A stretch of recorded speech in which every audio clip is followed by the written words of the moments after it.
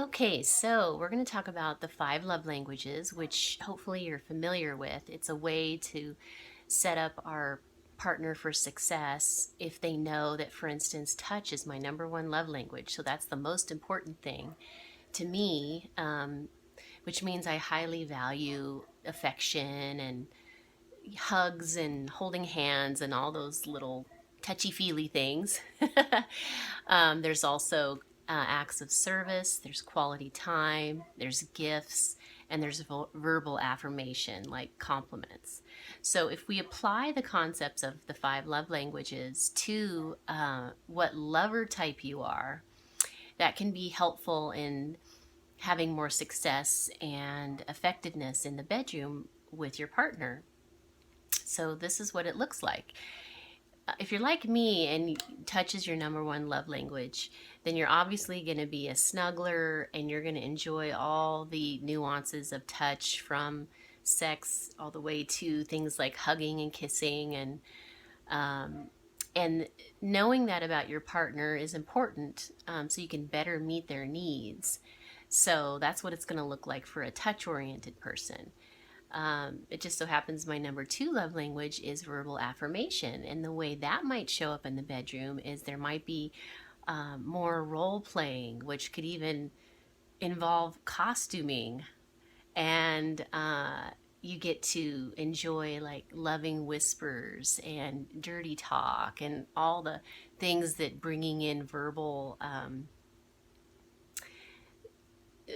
talk can bring, different scenarios into the bedroom, so that you're kind of in this dream world of where you created a scene with each other, and it just can add creativity to your lovemaking, and it can be kind of playful and experimental and bring out different sides of yourself, from the dom to the sub to the the teenager in you to the shy person in you to um, other sides of your personality that maybe you didn't even know were there. And then if you're a gift oriented person, which this seems, I would imagine this is kind of more of a thing that women might enjoy. It seems like a lot of men I've met don't really um, care about gifts that much, but there are women who enjoy this, and ones who are geared toward gift giving might be the ones who really enjoy receiving lingerie from you, or having chocolate be a part of your loving session together. They would probably enjoy sex toys and trying new things that way if you put it in the form of a gift, and oh, let's try this tonight. Or um, so that might be, getting flowers. All those things really contribute a lot to these people, because it's getting a gift is means that you've had to think ahead of time and prepare, and it just is a really strong statement that often comes back twofold for you if you are able to nurture a person where gifts are really important to them. And often these people can somewhat, if they come from a meager background, just a gift can mean so much. And so sometimes it's misunderstood, that particular love language. But at any rate, another one is quality time. And this is the lover who just really values time with you, whether it's in deep conversation or lovemaking or going for a walk. They really enjoy just having quality time.